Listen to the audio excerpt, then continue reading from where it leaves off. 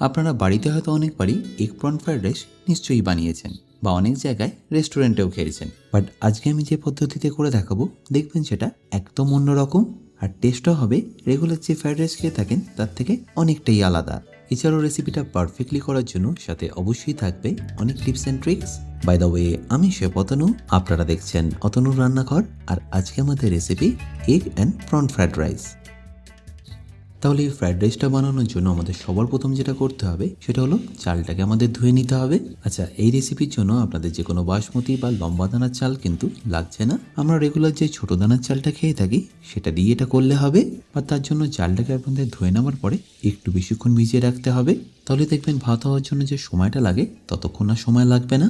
অনেক কম সময় দেখবেন চালটা খুব ভালোভাবে বয়েল হয়ে গেছে। আশা করি নিশ্চয়ই দেখতে পাচ্ছেন 2-3 বার ভালো করে ধুয়ে নেওয়ার পরে এটা এখন কতটা পরিষ্কার হয়ে গেছে। ব্যাস, এবার এটাকে আমি ভিজিয়ে রেখে দেবো মিনিমাম 40 থেকে